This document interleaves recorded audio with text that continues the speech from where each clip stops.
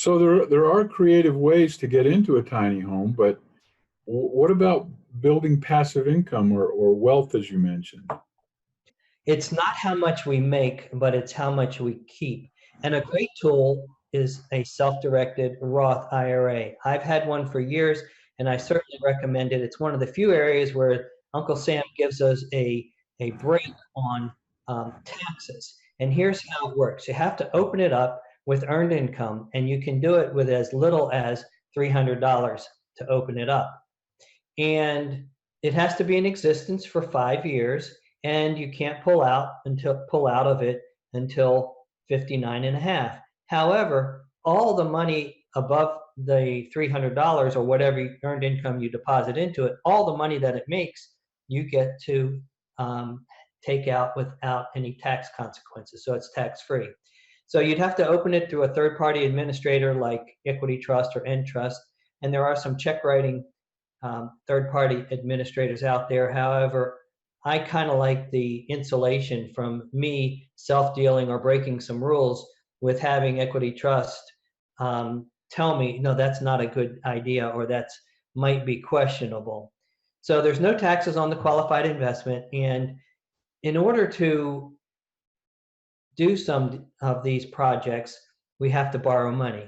However, if you borrow money, in working it through your Roth IRA, then you could be subject to UBIT tax or unrelated business income tax.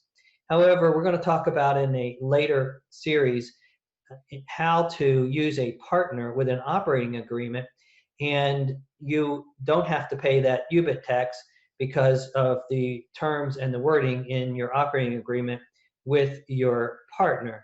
And that's how easy it is to set up an IRA. Okay.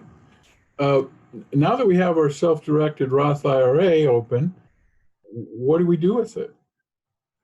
Well, the best thing to do is to build I think, a tiny house village. And this is a photograph of one that I designed. This particular one has breezeways connecting it. However, the municipality that I'm building the current one in required them to be connected with habitable space. So we had to modify the plan just a little bit. But as you can see, it's a beautiful home with 6 tiny house slash bedroom baths around a center core. The tiny house bedroom baths have a sleeping loft above the bathrooms, but the kitchen and the laundry facilities and the dining and living area is all in the 14 by 24 center core area. So if you want to be in your private space, you go into your bedroom. If you want to connect with other people, you go into the community core. And that's how you can be able to live in a tiny house village. Well, this tiny house village is attractive with this new tiny house movement. I talked to a lot of people about it, and they say, wow, this is great. So it's not only practical, but it's also beautiful. Absolutely. So, how do I go about building a tiny house village and financing? Is it difficult? Well, not if you take it one step at a time. I'd like to tell you a story that I recently heard about Kyle Maynard. He was born with a condition, a rare condition, where his arms and legs didn't develop. In other words, his arms, basically, he's a quadriplegic. His arms go out as far as our elbows, and his legs go out as far as our knees. And I don't even know if they have joints in them, but basically, he has done some amazing things. From the time he was a child, he wanted to go out in the woods and play with his friends, but he couldn't. But he did take up wrestling, and his dad told him a fib. And the fib was that you're not going to win the first year of wrestling. So the first 35 matches that he did, he lost. But his dad also told him that the second year when you signed up, you're going to start winning. And so he believed his dad, signed up for a second year, and was looking for a first year wrestler and was able to beat him.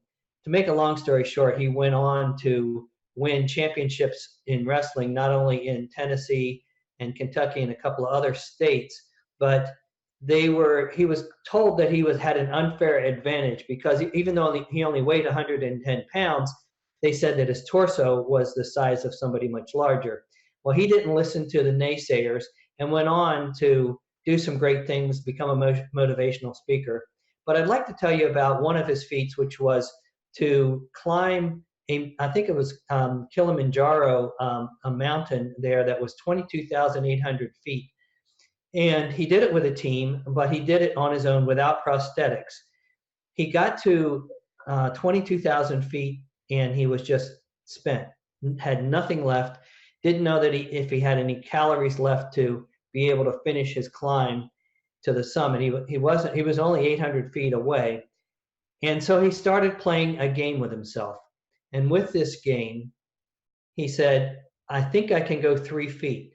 So he went 3 feet more. And then he went 3 feet more. So he kept his head down for over an hour, just going 3 feet at a time. And when he finally looked up, he was only 15 minutes away from the top.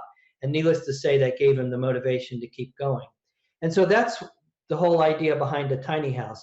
I've been working on the one that we're building right now, and digging ditches is not my favorite thing to do, although I've chosen to do that for an hour or 2 in the morning instead of going to the gym for exercise. And I've noticed that if I do 3 feet at a time, even though there might be some roots and things in it, I get a little bit of the footing done. And as of today, I finally finished all the footings, and hopefully we'll be pouring soon the concrete for this tiny house village. The first one we're going to do is going to be on a foundation, and then after that, we're going to go on to build them with modular construction. So anyway, it's easy to build if you do it one step at a time. The first thing you need to do is have a lot, and if you can find a lot for $6,000, then you can take $200 from your Roth IRA and put a down payment on that lot. It took me a year to get permits, but if you're working with me, if you're partnering with us in some way, obviously we're going to help you go through all of the hurdles that I was in the brick walls that I had to go through much easier. So the next step is to get permits for the village, and then to get creative funding for this village. And then what we want you to do is to actually be the owner builder and to build it. So this is going to be your home. You're going to, in many localities, you can build your own home. And so this is the whole idea. This is not a 6 tiny houses. This is actually considered one house because they're all connected. And so you would be getting a permit to build one house, even though it has 6 bedrooms attached to it. So one step at a time, you can see with a little creativity and effort, anyone can get into a tiny home, but also can build a tiny home village.